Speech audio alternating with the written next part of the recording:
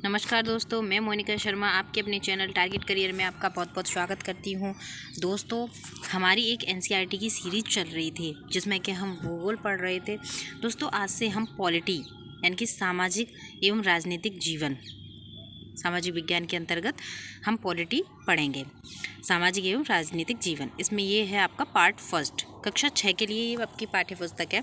सबसे पहले हम कक्षा 6 की पढ़ेंगे। देखते हैं इसमें हमारे लिए क्या क्या इम्पोर्टेंट है और क्या क्या हमें नोट डाउन करना चाहिए, ये सारी चीज़ें हम देखेंगे। दोस्तों, इसके लिए आपको नोट्स भी अलग से मिल जाएंगे, जो कि हैंड रिटन नोट्स हैं, वो मिल जाएंगे इससे रिलेटेड। दोस्तों, ये आपके चैप्टर हैं। सबसे पहले आपकी इकाई 1 है जिसमें 2 चैप्टर हैं, फिर सरकार है उसमें भी 2 चैप्टर हैं, और स्थानीय सरकार और प्रशासन थर्ड इकाई, इसमें भी आपकी 3 चैप्टर हैं। उसके बाद आपकी आती है आजीविका 4th यूनिट, इसमें आपके 2 चैप्टर हैं। तो इस प्रकार टोटल मिला के आपके इस कक्षा 6 की पॉलिटी में आपके 9 चैप्टर हैं। तो दोस्तों, आइए हम जानते हैं। सबसे फर्स्ट इकाई सबसे पहले शुरू करते हैं। ये है हमारी विविधता। विविधता के बारे में हम दोस्तों जानते हैं, और हम सबसे पहले पढ़ते हैं हमारा चैप्टर फर्स्ट, विविधता की समझ। दोस्तों, आइए हम इसके बारे में जानते हैं। इससे रिलेटेड हमें क्या क्या नोट डाउन करना है, क्या क्या जानना है, क्या क्या समझना है, और इससे रिलेटेड हमारे एग्जाम में क्या क्या क्वेश्चन बन सकते हैं, उन सब के बारे में हम इस पर वीडियो में बात करेंगे। चलिए दोस्तों, हम ज़्यादा समय नहीं गवाते, अपना वीडियो स्टार्ट करते हैं। दोस्तों, आप देखते हैं आपकी कक्षा हो या आप कहीं भी मतलब कहीं जा रहे हैं या कुछ भी हो, तो आप अपने देखते हैं आसपास या आप जहाँ रहते हैं आसपास देखते हैं सारे लोग आपकी तरह नहीं हैं। कुछ कुछ उसमें भिन्नताएं, उनके धर्म में, रहन सहन में, खाने पीने में, त्योहारों में, मतलब कुछ ना कुछ उनकी विभिन्नता है। इसीलिए इन्हीं विभिन्नताओं के कारण, ये जो विभिन्नताएं हैं, इनके कारण ही हमारा देश भारत विविधताओं वाला देश है। लेकिन फिर भी हमारे देश को विविधताओं में एकता वाला देश कहा जाता है, कि इतनी सारी विविधताएं हैं, कि धर्म में विविधता है, खाना पीना रहना, ये सब अलग अलग है, लेकिन फिर भी हमारे देश में एकता है। दोस्तों, इसके देखिए, इसमें आपके दिए गए ये 3 चित्र हैं। बच्चों से 3 चित्र बनाने को कहा, लेकिन तीनों बच्चों ने अलग अलग तरीके से चित्रकारी करी। तो जिस प्रकार से जब चित्र एक जैसे नहीं हो सकते, तो हम सब एक जैसे कैसे हो सकते हैं। चित्रकारी करने का तरीका भी सबका अलग होता है। उसी तरह से हम लोगों में भी रंग रूप, खान पीन, इन सब में भी विभिन्नताएं होती हैं। उसके बारे में हम आगे जानते हैं। दोस्तों, इसमें एक कहानी है, उसके बारे में हम जानेंगे। उसमें दोस्तों, इसमें क्या है, पहली एक कहानी है, वो है दोस्ती करना। क्या ऐसे इंसानों से दोस्ती करना आपके लिए आसान होगा जो आपसे भिन्न है? इस जो आपसे अलग है, उस इंसान से दोस्ती करना क्या आपके लिए मुमकिन है? चलिए दोस्तों, जानते हैं इसके बारे में। मैंने इसे एक मजाक की तरह लिया। मजाक जो कि फटे पुराने कपड़े पहने एक छोटे से लड़के के लिए था, जो जनपथ पर ही, जनपथ यानी कि एक जो सड़क के किनारे रास्ता होता है जिस पर हम चलते हैं, जनपद के भीड़ भाड़ वाले चौराहे पर लाल बत्ती पर अखबार बेचता था एक लड़का, जो कि लाल बत्ती पर अखबार बेचता था। मैं जब भी वहाँ से साइकिल से गुजरता तो वह अंग्रेजी का अखबार हाथ में लहराते हुए मेरे पीछे भागता, और उस दिन की सुर्खियों को हिंदी अंग्रेजी दोनों के मिले जुले शब्दों में चिल्ला चिल्ला कर कहता रहता। इस बार मैं पटरी के सहारे रुका और मैंने उससे हिंदी का अखबार मांगा, तो उसका मुँह खुला का खुला रह गया। उसने कहा कि इसका मतलब तुम्हें हिंदी आती है? मैंने कहा बिल्कुल। मैंने अखबार के पैसे देते हुए कहा, क्यों, तुमने क्या सोचा? वह रुका, पर आप लगते तो बड़े अंग्रेज़ हैं। वह बोला, मतलब आप हिंदी भी पढ़ सकते हैं? हाँ, बिल्कुल पढ़ सकता हूँ। इस बारे में थोड़ा अधीर होते हुए बोला, मैं हिंदी बोल सकता हूँ, पढ़ सकता हूँ, लिख सकता हूँ। मैंने स्कूल में दूसरे सब्जेक्ट विषय के रूप में हिंदी पढ़ी है। ऐसा जो साइकिल पे लड़का था उसने कहा अखबार वाले लड़के से। अब जो अखबार बेचने वाला लड़का था उसने कहा, सब्जेक्ट क्या होता है? जो कभी स्कूल गया ही नहीं, उसे क्या पता कि सब्जेक्ट क्या होता है। वो कुछ होता है। मैंने शुरू किया ही था कि हरी बत्ती हो गई, तुरंत लाइट हो गई। मैं वहाँ से गाड़ियों का हॉर्न सुन के मैं वहाँ से चला गया। मैंने अपने आप को ट्रैफिक के साथ आगे बढ़ने दिया। अगले दिन क्या हुआ, मैं फिर से वहाँ पर गया। मुस्कुरा रहा था मेरी तरफ वह हिंदी का अखबार बढ़ाते हुए कहा, भैया आपका अखबार, अब बताइए सब्जेक्ट क्या होता है? उसका कल का क्वेश्चन आज भी उसके दिमाग में था, और उसने पूछा कि सब्जेक्ट क्या है। अंग्रेजी का यह शब्द उसकी जबान पर अजीब लग रहा था, मानो अंग्रेजी सब्जेक्ट का जो दूसरा अर्थ है प्रजा, उस अर्थ में वह उसका प्रयोग कर रहा है। ओहो, यह कुछ पढ़ाई लिखाई से संबंधित नहीं है, मैंने कहा। उसके बाद चूँकि बत्ती लाल हो गई थी, सो मैंने उससे पूछा, क्या तुम कभी स्कूल गए हो? कभी नहीं, उसने कहा। फिर इस बात को बढ़ाते हुए मैंने उससे गर्व से कहा, मैं जब इतना ऊंचा था, उसने अपनी लंबाई के अकॉर्डिंग बताया, उसने अपनी साइकिल की गद्दी, जो मेरी साइकिल की गद्दी थी, उसके बराबर में नापा और कहा, मैं जब इतना बड़ा था तब मेरी माँ मेरे साथ आती थी, लेकिन अब मैं अकेले ही कर लेता हूँ। अभी तुम्हारी माँ कहाँ है? मैंने पूछा। तब तक कि हरी बत्ती हो गई, वो फिर से चला गया।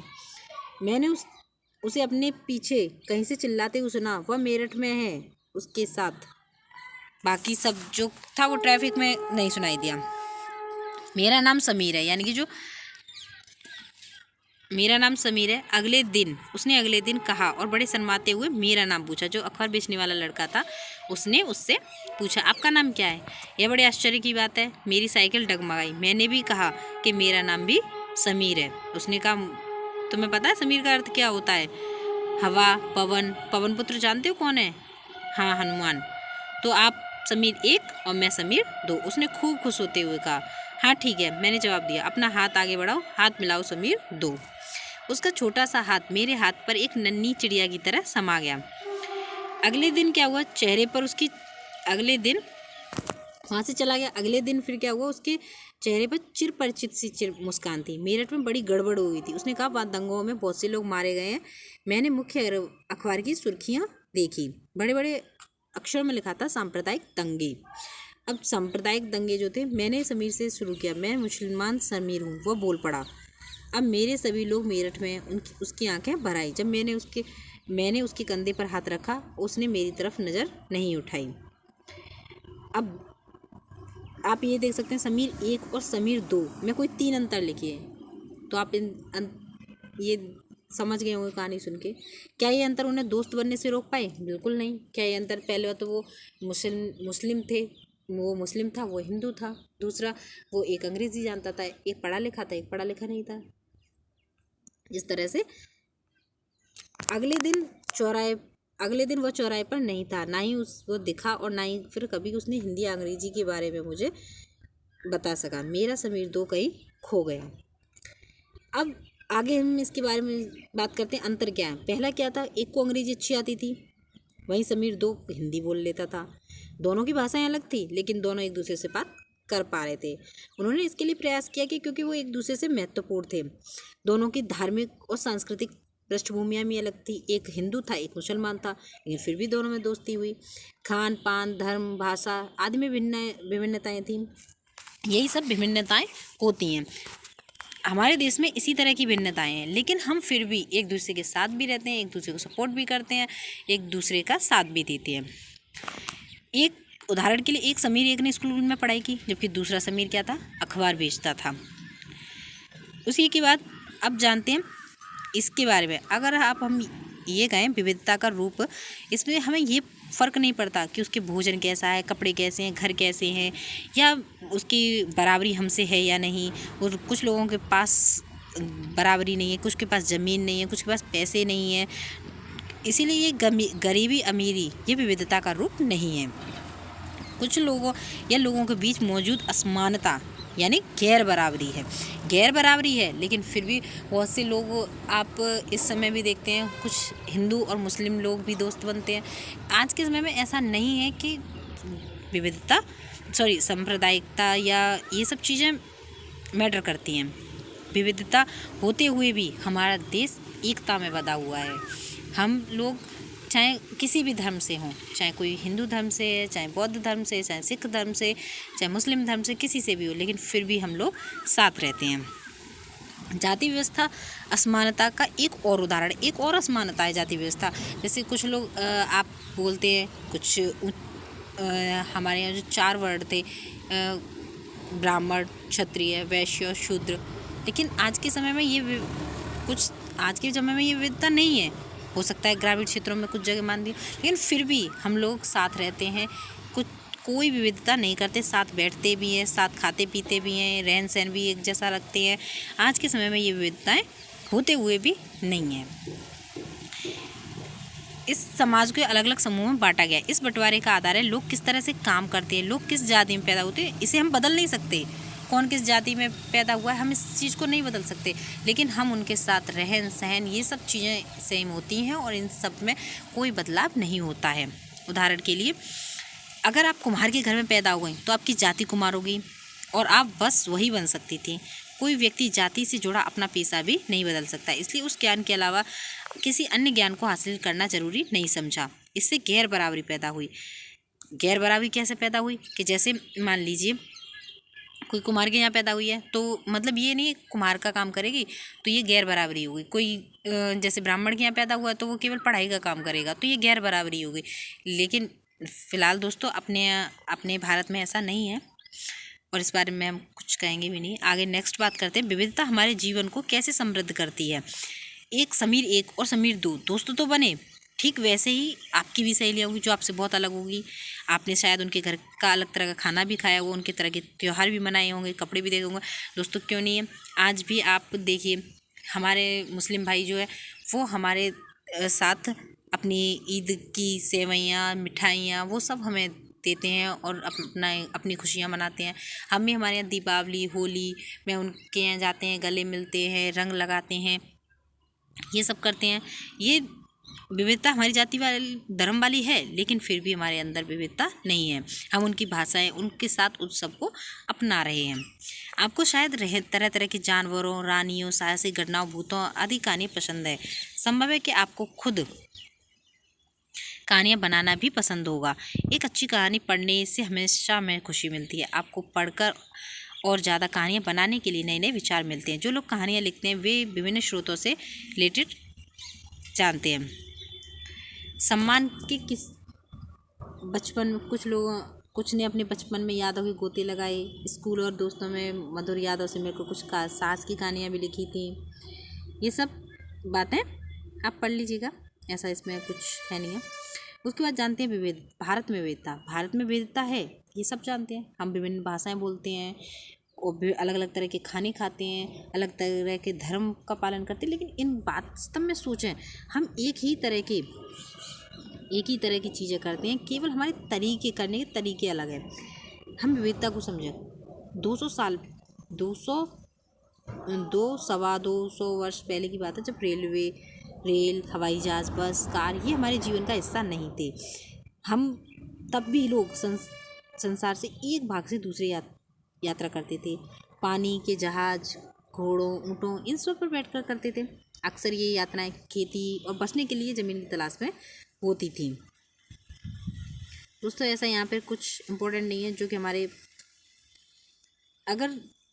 हमारे यूपीएससी मीन्स में अगर आपका विविधता से रिलेटेड कोई भी निबंध लिखने को आ जाए तो उसमें आपका ये टॉपिक अच्छा है, या कोई टॉपिक ऐसा हो जब हमारा रिटन एग्ज़ाम होगा तब ये काफ़ी इम्पोर्टेंट चीज़ें होंगी जिसमें हम ये सब चीज़ें, इस कहानियों को, इन सब चीज़ों को उसमें जोड़ सकते हैं। फिलहाल अगर हम प्री के हिसाब से या वनडे एग्ज़ाम के हिसाब से देखें तो फ़िलहाल इसमें कोई टॉपिक नहीं है जिसे हम नोट डाउन करें। ये सिर्फ मेंस के हिसाब से काफ़ी इंपॉर्टेंट है। उसके बाद जानते हैं हम भारत के 2 भाग जैसे लद्दाख और केरल। अब हम इनके बारे में, अब तक हम बात कर रहे थे धर्म, जाति, इन सब के बारे में बात कर रहे थे। अब हम बात करते हैं दो अलग अलग क्षेत्रों के बारे में। सबसे पहले बात करते हैं हम लद्दाख। आप लद्दाख का ये चित्र देख सकते हैं। लद्दाख कहाँ है? लद्दाख जम्मू कश्मीर के पूर्वी हिस्से में है, लेकिन यह रेगिस्तानी इलाका है। रेगिस्तानी है लेकिन ठंडा रेगिस्तानी इलाका है। यहाँ पे खेती बहुत कम संभव है। यहाँ क्षेत्रों में बारिश बिल्कुल नहीं होती है। यह इलाका हर वर्ष काफ़ी लंबे समय तक बर्फ़ से ढका रहता है। इस क्षेत्र में बहुत ही कम पेड़ उग पाते हैं। पीने के लिए पानी के लिए लोग गर्मी के महीनों में पिघलने वाली बर्फ़ पर निर्भर रहते हैं। यहाँ पर एक खास किस्म की बकरी होती है, बकरी को पालते हैं, उससे पश्मीना ऊन मिलता है जिससे पश्मीना शॉल बनती है और वो बहुत महंगी होती है। लद्दाख के लोग बड़ी सावधानी से ऊन को इकट्ठा करते हैं और कश्मीर के व्यापारियों को बेच देते हैं। मुख्यतः कश्मीर से ही पश्मीना शॉलें बुनी जाती हैं। यहाँ के लोग दूध से बने पदार्थ जैसे मक्खन, चीज़, मांस खाते हैं। हर परिवार में कुछ में गाय, बकरी या ये सब होते हैं। अब रेगिस्तान होने का मतलब ये नहीं है कि यहाँ व्यापारी लोग नहीं आए, यहाँ बहुत व्यापारी आए थे। लद्दाख व्यापार के लिए एक अच्छा रास्ता माना गया है। यहाँ पर कई घाटियाँ हैं जिनसे गुजरकर मध्य एशिया के काफ़िले उस इलाके तक पहुँचते थे जिसे आज हम तिब्बत कहते हैं। यानी कि मध्य एशिया के जो काफ़िले थे वो तिब्बत यहीं से होकर जाते थे।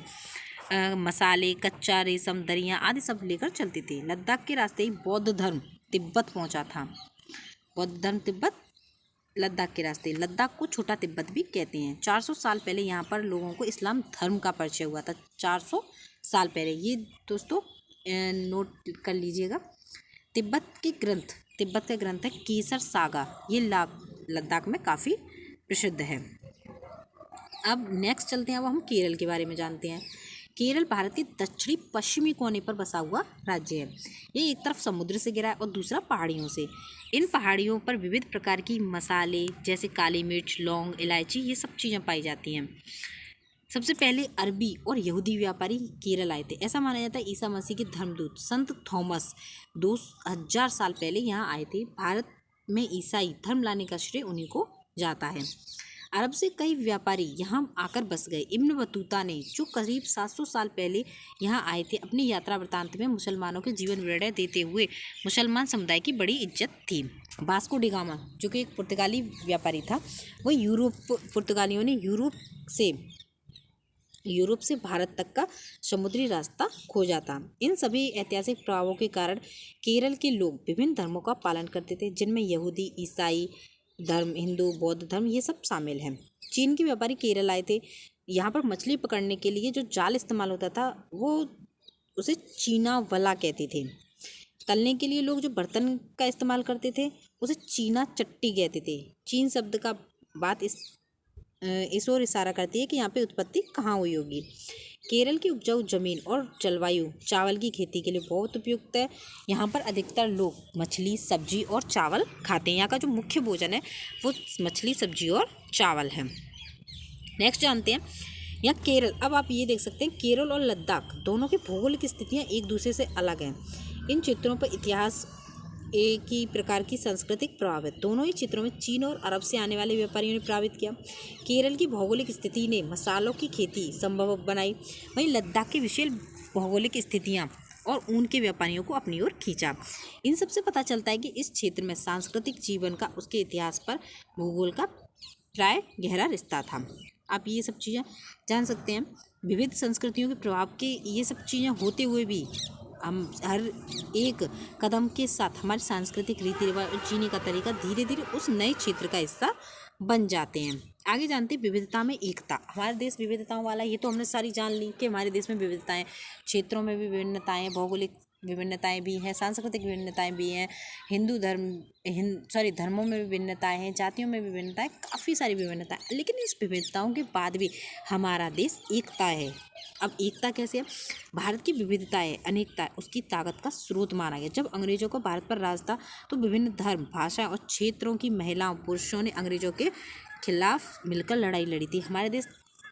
लेकिन जिस समय अंग्रेज़ आए थे हमारे यहाँ, तो उस समय कोई ये नहीं था कि नहीं तो हम मुस्लिम हैं तो हम आपका साथ नहीं दे रहे, आप हिंदू अपनी लड़ाई लड़ो, हम मुस्लिम।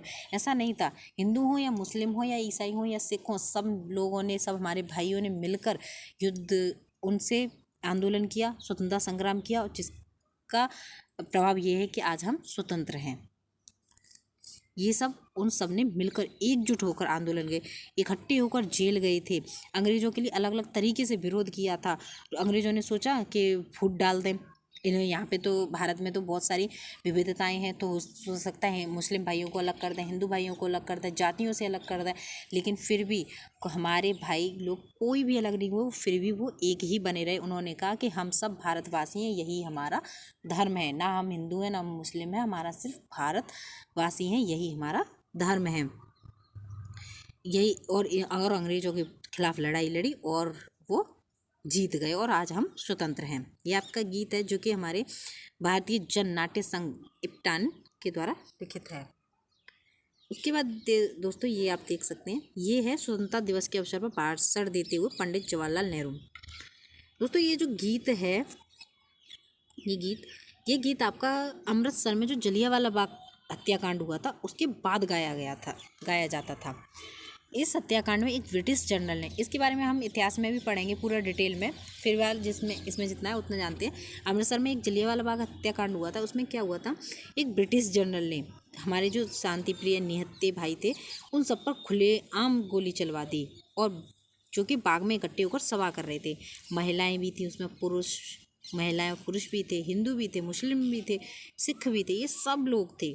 लेकिन अंग्रेजों ने पक्षपातपूर्ण नीति का विरोध करने के लिए जमा हुए थे इनका। तो उनमें से सब लोगों ने जाने गई और उससे भी ज़्यादा घायल हुए।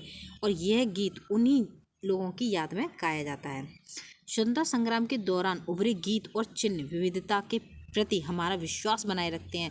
क्या आप भारतीय झंडे की कहानी जानती हैं? स्वतंत्रता संग्राम के दौरान ही भारत झंडे की परिकल्पना की गई थी। इस झंडे के में सारे लोगों ने अंग्रेजों के खिलाफ इस्तेमाल किया। उसके बाद आते हैं हमारे जवाहरलाल नेहरू जी। इनकी एक किताब थी भारत की खोज, डिस्कवरी ऑफ इंडिया।